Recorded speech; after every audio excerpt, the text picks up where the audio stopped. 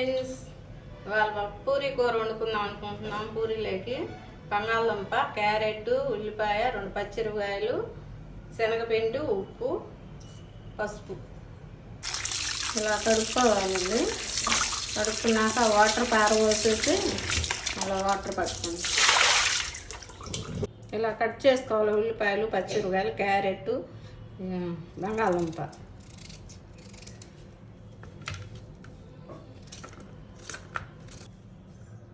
ఇలా కట్ చేసుకోండి. అన్నీ కుర్మా చేసుకోవడానికి నూనె వేసుకోండి.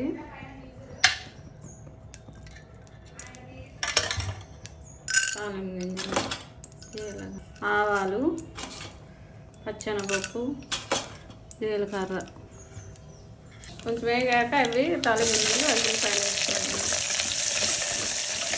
మిరపకాయలు వేసుకున్నాం. క్యారెట్ వేసా, బంగాళదుంపలు వేస్తున్నాం. అవి బాగా మగ్గాక కొంచెం వాటర్ వేసుకున్నాం.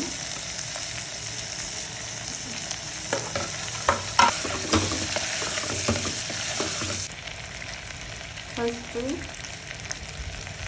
సాల్ట్ సరిపడు,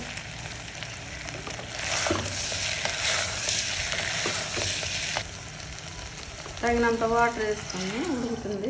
ఉడికాక శనగపిండి వేసుకుందాం. శనగపిండిలో తగినంత నీళ్ళు పోసుకొని దాంట్లో వేసుకోవాలి.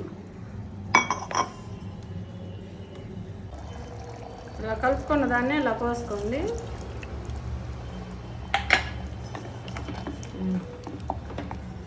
కొత్తిమీర వేస్తున్నాను.